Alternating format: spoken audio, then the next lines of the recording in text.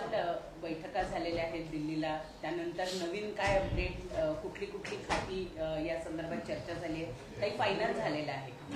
नाही, हे बघा, काल आम्ही माननीय शिवसेनेचे मुख्य नेते आणि राज्याचे मुख्यमंत्री आदरणीय एकनाथजी शिंदे साहेबांच्या बरोबर महायुतीचे जे ज्येष्ठ वरिष्ठ नेते आहेत अमित शाह साहेब त्यांना भेटण्यासाठी दिल्लीला गेलेलो होतो आणि शिवसेना पक्षाची भूमिका, शिवसेनेच्या आमदारांचं, शिवसैनिकांचं निकाल लागल्यानंतरचं ज्या बैठका झाल्या त्याच्यामध्ये जे काय मत आलं ते आम्ही नम्रपणानं माननीय अमित शाह साहेबांच्या निदर्शनाला आणून दिलेलं आहे।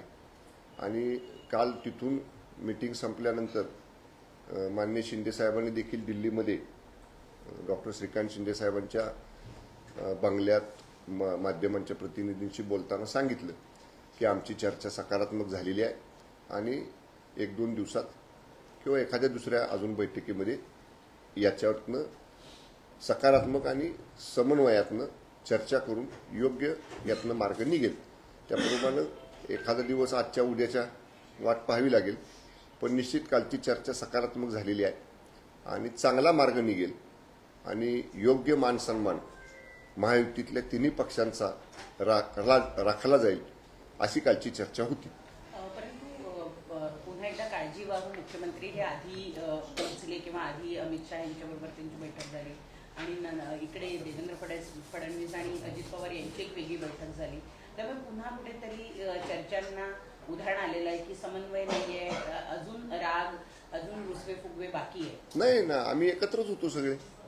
म्हणजे माननीय अमित शाह साहेबांच्या निवासस्थानावरती आता पोचायला कोण 5 मिनिटं आधी पोचलं, कोण 10 मिनिटं उशिरा पोचलं एवढंच, पण जेव्हा चर्चा झाली तेव्हा सगळे आम्ही एकत्र होतो आणि खेळमिळीत चर्चा झाली। असं काय नाही कोणाची वेगळी बैठक झाली, फक्त एक झालं, बैठक संपल्यानंतर शिवसेना खासदारांची स्वतंत्र बैठक अगोदरच निश्चित केली होती, कारण लोकसभेचं अधिवेशन सुरू आहे, सगळे खासदार दिल्लीमध्ये आहेत आणि मग माननीय शिंदे साहेब म्हटले की आपण आलोय तर सगळ्या खासदारांशी, शिवसेनेच्या पक्षाच्या खासदारांना भेटूया, त्यांच्याबरोबर एक चर्चा केली साहेबांनी आणि आम्ही निघालो तिथनं। असं काही नाही, म्हणजे समन्वय योग्य आहे त्या सगळ्यांचं।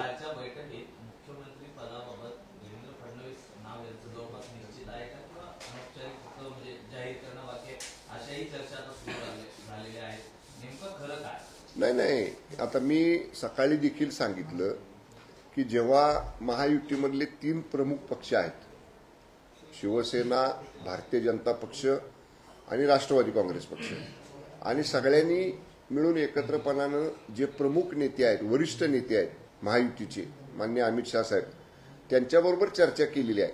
आता याच्यावरती मी म्हणलं तसं सकारात्मक चर्चा झाली, त्यातनं योग्य मार्ग 1 किंवा 2 दिवसामध्ये निघेल। आता तो मार्ग निघेपर्यंत चर्चा काय झाली, मग आम्ही काय बोललो, मग आणखीन मित्रपक्ष काय बोलले, याच्यावरती आत्ता या स्टेजला भाष्य करणं मला योग्य वाटत नाही। एकदा या चर्चेचा सारांश, या चर्चेचा निष्कर्ष हा एकदा दिल्लीमधनं येऊ द्यात, मग तो आल्यानंतर आपण त्याच्यावरती अधिक भाष्य करू।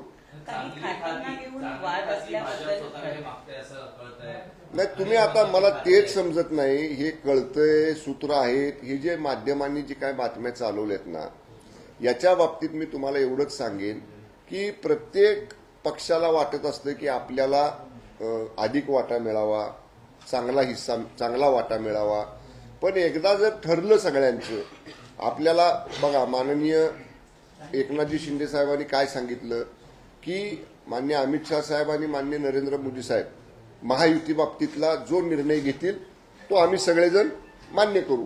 त्यामुळं मागणं, चर्चा करणं याच्यात काही गैर नाही, पण एकदा नेतृत्वावरती निर्णय सोपवल्यानंतर नेतृत्वाचा निर्णयाची वाट पाहणं आणि तो जो निर्णय येईल नेतृत्वाकडनं त्याप्रमाणे पुढची कार्यवाही करणं हेच योग्य आहे। थोडं मी म्हणतोय तसं एक किंवा आजचा किंवा उद्याचा दिवस जर आपण वाट पाहिली तर नक्कीच सगळ्या प्रश्नांची आपल्या उत्तर मिळतील। 2 तारखेला योग्य मुहूर्त निघेल असं वाटतं तुम्हाला? नाही, तर मी कसं सांगू तुम्हाला, कसं आहे, हे सांगण्या एवढा मोठा मी नाही ना, हे सांगण्याचा अधिकार महायुतीतल्या वरिष्ठ नेत्यांना आहे। त्यामुळे जो वरिष्ठ नेत्यांचा अधिकार आहे त्या अधिकार कक्षेत जाऊन मी बोलणं योग्य नाही, पण मला असं वाटतं व्यक्तिगत की आज किंवा उद्याच्या 2 दिवसामध्ये योग्य मार्ग यातनं निघेल, समन्वयातनं आणि अतिशय सगळ्यांचा योग्य सन्मान राखून हा मार्ग निघेल. राजीवबाबू मुख्यमंत्र्यांनी सरकारमध्ये सहभागी होण्यास नकार दिलाय किंवा त्यांनी उपमुख्यमंत्री पद घेण्यास नकार दिला अशा बातम्या केली असते. हे बघा, मी मगाशी देखील सांगितलं की माननीय शिवसेना पक्षाचे मुख्य नेते आणि राज्याचे मुख्यमंत्री आदरणीय एकनाथजी शिंदे साहेबांचा प्रशासनामधला प्रदीर्घ अनुभव, त्यांनी घेतलेले कल्याणकारी निर्णय, त्यांनी घेतलेले लोकहिताचे निर्णय आणि त्यांचा प्रदीर्घ अनुभव विचारात घेता शिवसेनेचं असं मत आहे, शिवसैनिकांचं असं मत आहे, शिवसेनेच्या आमदारांचं असं मत आहे की माननीय शिंदे साहेबांच्या अनुभवाचा उपयोग, अनुभवाचा फायदा या महायुतीच्या सरकारला मिळाला पाहिजे. त्यामुळे आम्ही आग्रही आहोत, सगळे आमदार, सगळे शिवसैनिक, सगळे माजी मंत्री, आम्ही आग्रही आहोत की माननीय शिंदे साहेबांनी सत्तेमध्ये, शासनामध्ये त्यांचं योगदान, त्यांचं मार्गदर्शन, त्यांच्या मार्गदर्शनाखाली त्यांचा सहभाग हा शासनामध्ये असला पाहिजे, यासाठी आम्ही सगळे आग्रही आहोत. काही धक्कातंत्राची शक्यता म्हणजे काही नवीन चेहरा किंवा असं काही? मी कसं सांगणार? साहेब, आपण म्हणताय की शिंदे साहेबांनी शासनामध्ये असायला हवं, कुठल्या पदावर हा देखील प्रश्न आहे. कालपासून अशा चर्चा आहेत की उपमुख्यमंत्री पदासाठी देखील नाव चर्चेत आहेत, मात्र ते स्वीकारायला तयार नाहीयेत. मग नेमकं कुठलं असं पद आहे जे उपमुख्यमंत्री पद जर मिळालं तर ते घेणार आहे? एक दोन दिवस वाट बघा, आजच्या आणि उद्याच्या दिवस. कारण काल चर्चा संपून आम्ही रात्री उशिरा पहाटे मुंबईमध्ये आलेलो आहोत. आता पुन्हा एकदा मान्य साहेब म्हटले, शिंदे साहेब म्हटले तसं कदाचित महायुतीचे जे प्रमुख नेते महाराष्ट्रातले, त्यांची कदाचित एखादी बैठक होऊ शकते आज, आणि त्या बैठकीतनं चर्चा करून ह्यातनं काहीतरी, मी म्हणतोय ना तुम्हाला, सगळा मान सन्मान ज्याचा त्याचा योग्य पद्धतीनं राखला जाईल असा तोडगा निश्चितपणाने किंवा असा मार्ग यातनं निघेल. सर, आत्ताच अशी माहिती येते आहे की पुन्हा एकदा या सगळ्या नेत्यांना, महायुतीच्या महाराष्ट्रातल्या सगळ्या मोठ्या नेत्यांना सोमवारी दिल्लीमध्ये बोलवलं जाणार आहे आणि शपथविधीचा कार्यक्रम आता 7 तारखेपर्यंत लांबण्याची शक्यता वर्तवली जाते. ह्या जर तरच्या गोष्टी आहेत, ह्याच्या बाबतीत तर मी काय सांगू शकत नाही. त्यामुळं एवढं लांबेल म्हणजे एवढं नाही, जर तरच्या गोष्टीनं काय उत्तर द्यायचं आपण? त्यांच्या मनात ते तुम्ही ओळखता असं म्हटलं जातं. मी सांगितलं ना तुम्हाला, एखादा दुसरा दिवस वाट पहा. एकदा काल दिल्लीवरून सर्वजण आलेले आहेत. आता आज किंवा उद्या जर समजा त्यांची बैठक झाली, वरिष्ठ नेत्यांची महाराष्ट्रातल्या चर्चा काय झाली, तर होऊ शकतो त्याच्यातला लवकर निर्णय. सर, लाडक्या बहिणींनी खूप मोठ्या प्रमाणावर मतदान केल्यामुळे एवढं मोठं यश मिळालं. मग आता चर्चा अशी आहे की मंत्रिमंडळात सुद्धा लाडक्या बहिणींचा टक्का वाढेल. आपल्या पक्षाच्या वतीनं अशा काही महिलांची नावं चर्चेत आहेत का, किंवा त्यांना मंत्रिमंडळात सामावून घेण्यासाठीच्या काही चर्चा सुरू आहेत? मंत्रिमंडळाची यादी अंतिम होईपर्यंत सर्वच नावं चर्चेमध्ये असतात, परंतु पक्षाचे जे प्रमुख असतात, पक्षाचे जे मुख्य नेते असतात, पक्षाचे जे नेतृत्व असतं, त्या पक्षाच्या नेतृत्वाचा तो अधिकार आहे. त्यामुळं या बाबतीतला निर्णय महायुतीमधले त्या पक्षाचे प्रमुख नेते, वरिष्ठ नेते घेतील. एकनाथ शिंदे यांच्या चेहऱ्यावर महायुतीने निवडणूक लढली, मात्र आता जर तुम्हाला उपमुख्यमंत्री पद दिलं जात असेल तर यावर तुम्ही समाधानी आहात का? हे सर्व तुम्ही समाधानी असणार आहात का? हे बघा, एकदा 2 दिवसापूर्वी पक्षाची भूमिका, शिवसेनेची भूमिका ही आमच्या पक्षाचे मुख्य नेते आणि मुख्यमंत्री माननीय एकनाथजी शिंदे साहेबांनी ठाण्यातल्या पत्रकार परिषदेमध्ये स्पष्ट केलेली आहे. तीच भूमिका पक्षाची आहे. माननीय शिंदे साहेबांनी शिवसेना पक्षाबाबतीतली जी भूमिका घेतलेली आहे की त्या भूमिकेशी आम्ही सगळेजण सहभागी आहोत. साहेब जो निर्णय घेतील, साहेब जे धोरण ठरवतील त्याप्रमाणे शिवसेना पक्ष वाटचाल करेल. संजय राऊत म्हणतात की शिंदे महावते आता मिळणार नाही कारण त्यांचं आता काम संपलंय. त्यांना म्हणा, तुम्ही तुमच्यात बघा, तुम्ही आमच्या घरात डोकावून बघू नका.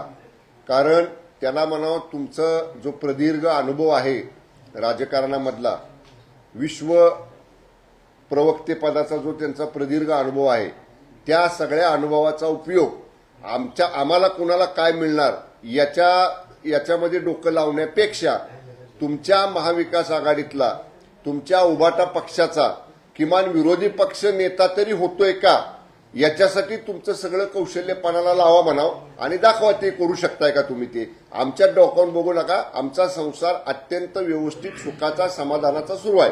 नजर लागते त्यांची असं वाटते तुम्हाला? असल्या लोकांची नाही नजर लागू शकत. ठीक आहे, चला.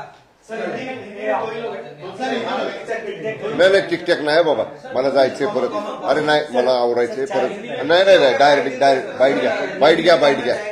अरे मेरे को निकलने का है ना अभी. शीर्ष नेताओं के साथ आपकी कल बैठक हुई, क्या कुछ इस बैठक में हुआ? कल दिल्ली में महायुति की जो ज्येष्ठ नेता है माननीय अमित शाह साहब, उनके साथ महाराष्ट्र के महायुति के नेताओं की मुलाकात हुई, बैठक हुई. उसमें पॉजिटिव डिस्कशन हुआ है, चर्चा पॉजिटिव हुई है और शायद आज या कल 2 दिन में इसमें सम्मानजनक मार्ग, इसमें सम्मानजनक सोल्यूशन निकल सकता है और महायुति भक्कम तरह से राज्यों को आगे लेके जाएगी. अगला मुख्यमंत्री कौन हो सकती है? लगातार 23 टाइम रिजल्ट आने के बाद लगभग 6-7 दिन हो गए, लेकिन अभी तक चेहरा तय नहीं हुआ है. देखिए, महायुति में सभी घटकों का, सभी मित्र पक्षों का, सभी नेताओं का जो विचार है वो डिसीजन लेने के पहले उसको विचार में लिया जाता है. इसके लिए थोड़ा सा टाइम लगता है. कल पहली बार इलेक्शन के डिसीजन आने के बाद पहली बार सामने बैठ के दिल्ली के जो महायुति के ज्येष्ठ नेता है माननीय अमित शाह साहब, उनके साथ राष्ट्रवादी कांग्रेस, शिवसेना और भारतीय जनता पक्ष की नेताओं की चर्चा हुई है. मुझे लगता है आज या कल 2 दिन में इसमें का सोल्यूशन निकल सकता है. एकनाथ शिंदे मुख्यमंत्री ना होते, एकनाथ शिंदे ने उपमुख्यमंत्री पद नहीं लेना चाहिए, इस प्रकार की मानसिकता और भावनाएं शिवसेना के सभी विधायकों में है, ऐसी भी चर्चा है. और ऐसा भी कहा जा रहा है कि एकनाथ शिंदे उपमुख्यमंत्री नहीं रहेंगे, पार्टी के कोई वरिष्ठ नेता जो है उसको वरिष्ठ विधायक को उपमुख्यमंत्री किया जाएगा. आपका नाम, उदय सामंत का नाम, दादा भुसे का नाम चर्चा में, कितनी सत्यता इस चर्चा में? देखिए, मैंने अभी कहा है, माननीय शिंदे साहब का जो नेतृत्व है, उनका जो प्रदीर्घ अनुभव है, उनका जो फास्ट और पब्लिक इंटरेस्ट में डिसीजन लेने की जो कार्य पद्धति है, उसका अनुभव, ये उसका उपयोग ये सरकार में होना चाहिए. ये हम सब शिवसेना के विधायकों की, सब माजी मंत्रियों की, सब शिवसैनिकों की बहुत मन से इच्छा है. हम लोग ने हमारी इच्छा, हमारा आग्रह हमारे मुख्य नेता माननीय एकनाथ जी शिंदे साहब के सामने रखा है. हमें लगता है कि हमारी विनंती का माननीय शिंदे साहब मान रखेंगे और उनके नेतृत्व में, उनके अनुभव के नीचे काम करने को, ये काम करने में ये सरकार आगे जाएगी. सर, जिस तरह से अटकलें लगाई जा रही है पोर्टफोलियो डिस्ट्रीब्यूशन को लेके कि होम मिनिस्ट्री शिवसेना को दी जा सकती है या फिर स्पीकर का पोस्ट शिवसेना को दिया जा सकता है, उसको लेके क्या कहेंगे? जो स्पेकुलेशंस लगाए जा रहे हैं, ये ऐसा हुआ तो क्या होगा, वैसा हुआ तो क्या होगा, इसमें बात करना उचित नहीं है. जिसको जो कहना था वो महायुति के, एनडीए के जो प्रमुख नेता है, ज्येष्ठ नेता है माननीय अमित शाह साहब के सामने सब पार्टियों ने रखा है और डिसीजन उनके ऊपर छोड़ा है. अभी इसीलिए मैं कहता हूं, उनकी तरफ से जो डिसीजन आएगा उसकी तरह से महाराष्ट्र में महायुति का काम चलता है. एकनाथ शिंदे जी सरकार में शामिल होंगे, अगर आप इसको क्लियर कर पाए, क्योंकि आप लोगों से बात की होगी उन्होंने. हमने उनको विनंती की है. मैंने अभी भी कहा, उनके अनुभव का, उनके फास्ट डिसीजन का, पब्लिक इंटरेस्ट में लेने वाले डिसीजन का, उसका उपयोग ये महायुति की सरकार को मिले, ऐसी विनंती शिवसेना की तरफ से हमने माननीय शिंदे साहब से की है. और हम सब शिवसैनिकों को लगता है कि हमारी विनंती का मान माननीय शिंदे साहब रखेंगे. क्या कोई फॉर्मूला तय हो पाया दिल्ली में? जिस प्रकार से अमित शाह 1-2 दिन में सब बातें सामने आएगी. जिस प्रकार से संजय राउत दावा कर रहे हैं, और संजय राउत को महायुति का क्या मालूम? वो तो यहाँ बैठे हुए हैं. महायुति के नेता दिल्ली में जाके माननीय अमित शाह साहब को मिलके आए हैं. हो सकता है कोई एक बार आज फिर महाराष्ट्र के महायुति के नेता बैठ के डिस्कशन करेंगे. संजय राउत को कई बार बैठता है, इधर उधर का टीवी चैनल पे न्यूज देखता है और उसके ऊपर उनका रिएक्शन देता है. मैंने अभी भी कहा, उनको जो दीर्घ अनुभव है संजय राउत के, विश्व विख्यात प्रवक्ते का, उसका उपयोग करके, उसका एक्सपीरियंस लेके उन्होंने उबाटा का अगर लीडर ऑफ अपोजिशन भी बनता है असेंबली में तो उसमें ऊपर ध्यान देना चाहिए, उसके ऊपर दिमाग लगाना चाहिए। हमारे महायुति में किसको क्या मिलेगा, कौन कहाँ बैठेगा, कौन किसको कौन सा पोर्टफोलियो मिलेगा, इसके ऊपर बात करने से अगर उसका अमूल्य टाइम संजय राउत का वो उबाटा का लीडर ऑफ अपोजिशन चुनने के लिए लगाए तो उसके लिए बेहतर होगा। जिस प्रकार से अंबादास दानवे का स्टेटमेंट दिया, उन्होंने कहा कि यूपीटी में कई ऐसे विधायक बैठक की गई थी, तो कई ऐसे विधायक जिन्होंने अपना जो शब्द है उद्धव ठाकरे के सामने रखा कि हमें महाविकास अघाड़ी से अलग होगी, कांग्रेस से अलग होगी, चुनाव लड़ना चाहिए और आने वाला जो चुनाव है वो भी अलग लड़ना चाहिए। इसकी वाकई किस नहीं, अभी देखिए अंबादास दानवे जो लीडर ऑफ अपोजिशन वरिष्ठ सभागृह के हैं, उन्होंने क्या कहा कि शिवसेना के चुन के जो उबाटा के विधायक अभी आए हैं ये इलेक्शन में, उनका कहना है कि महाविकास आघाड़ी में रहने से उबाटा का नुकसान हो रहा है। जो हम लोग 2-2.5 साल पहले कह रहे थे वही बात 2-2.5 साल बाद अभी उनके नए चुन के आने वाले आए हुए विधायक भी कह रहे। इसीलिए जो महाविकास आघाड़ी में जाने का या महाविकास आघाड़ी बनाने का माननीय उद्धव ठाकरे साहब का जो 219 का 2019 का जो डिसीजन था वो बरोबर नहीं था, योग्य नहीं था, यही उनके आए हुए विधायक अभी कहते हैं। तो आगे आगे देखो आप कि उनके विधायकों में बहुत अनरेस्ट है। वो लोग उबाटा के विधायक या उबाटा के बहुत सारे लोग महाविकास आघाड़ी में नहीं रहना चाहते। आपको लगता है 2019 में जो महाविकास आघाड़ी बनी तो टूटती नजर आएगी? नहीं, मैं तो देखो, मैं जैसे मैं कहता हूं कि संजय राउत ने हमारे महायुति में झांक के नहीं देखना चाहिए, वैसे हमको भी कोई जरूरत नहीं उनकी महाविकास आघाड़ी में झांक के देखने की।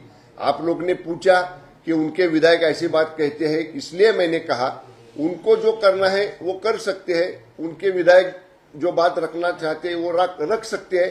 आखिरी डिसीजन पार्टी जो चलाते हैं, पार्टी के डिसीजन मेकर जो है उन्होंने इसमें डिसीजन लेना है कि हमारे विधायकों की क्या राय है, हमारे वर्कर्स की क्या राय है, वो सामने रख के उनके पार्टी में डिसीजन लेने वाले नेताओं ने इसके ऊपर विचार करना चाहिए। ओके, कब तक सरकार का मुझे लगता है व्यक्तिगत तौर से शंभूराज देसाई कह के आज या कल में 2 दिन में इसमें सोल्यूशन निकल सकता है। सर, महाविकास आघाडीमधला काँग्रेस पक्ष आज केंद्रीय निवडणूक आयोगाकडे जाणार आहे आणि त्यांना तक्रार करणार आहे की 76 लाख वोट जे आहेत ते शेवटचा तास आणि रात्री 11 वाजेपर्यंत त्यांचं म्हणणं आहे की वोटिंग सुरू होतं, तर 76 लाख वोटिंग जे आहे ते शेवटच्या अवघ्या 1 तासामध्ये कसं झालं असा प्रश्न उपस्थित करून आणि त्यांच्याकडे जे काही एव्हिडन्स आहे ते घेऊन आज केंद्रीय निवडणूक आयोगाकडे तक्रार करण्यासाठी जात आहे। हे बघा, लोकशाहीमध्ये प्रत्येकाला तक्रार करण्याचं किंवा कुठं न्याय मागण्याचा अधिकार आहे, परंतु मला एक नम्रपणानं आपल्या माध्यमातून राज्यातल्या जनतेसमोर आणायचं आहे की सगळ्यांना ही माहिती आहे, सर्व मतदारांना माहिती आहे की 6 वाजेपर्यंत मतदानाची वेळ होती आणि नेहमीची आतापर्यंत अनेक निवडणुका आम्ही लढल्या, नेहमीची ही अशी पद्धत आहे की शेवटच्या तासामध्ये हा टक्केवारीचं प्रमाण मतदानाचे वाढतं। याचं कारण दिवसभर कामामध्ये असणारे, दिवसभर इतर ठिकाणी गेलेले किंवा इतर ठिकाणून प्रवास करून मतदानाला येणारे अनेक मतदार हे 6 वाजेपर्यंत ती जी पांढरी रेषा आखलेली असते 100 मीटरची, त्या पांढऱ्या रेषेच्या आतमध्ये येऊन लाईन लावून उभे राहतात आणि 6 वाजता त्या लाईनवरती प्रशासनाकडनं ते बंद केलं जातं माणसं आत घ्यायची। 6 वाजता अनेक बूथवर 100, 200, 300, 400 लोकांची लाईन असते। त्या प्रत्येकाचं मतदान संपेपर्यंत ती मतदान प्रक्रिया चालू ठेवावी लागते। त्यामुळे असं काही नाही, तुम्ही कितीतरी मागचे रेकॉर्ड जर काढून पाहिले तर शेवटच्या तासात टक्केवारीचं प्रमाण या कारणामुळे वाढलेलं दिसते। पण तरी सुद्धा लोकशाहीत प्रत्येकाला अधिकार आहे, त्यांनी त्यांची तक्रार करावी, योग्य अथॉरिटी त्या तक्रारीची चौकशी करेल आणि त्याचं उत्तर तक्रारदाराला देईल। महाविकास आघाडीचे नेते ईव्हीएमची आड रडीचा डाव करतायत का? हेच मी सांगितलं ना आता, 1 झालं तर टक्केवारी का वाढली? मग लोकसभेला एवढं मोठं बहुमत मिळालं तेव्हा ईव्हीएम चाललं का? हेच ईव्हीएम होते ना, मग त्यावेळी चाललं, त्यावेळी ईव्हीएम चांगलं आणि आता तुम्हाला जनतेनं नाकारलं की मग म्हणायचं की ईव्हीएमचं म्हणजे अशा पद्धतीनं आपल्या मनासारखं झालं तर योग्य, आपल्या मनाविरुद्ध झालं की चुकीचं, हे बरोबर नाही ना। चला, वक्फ बोर्डाला शासनाकडनं 10 कोटीची मदत करण्यात आलेली आहे, कसं पाहता? कधीचा निर्णय?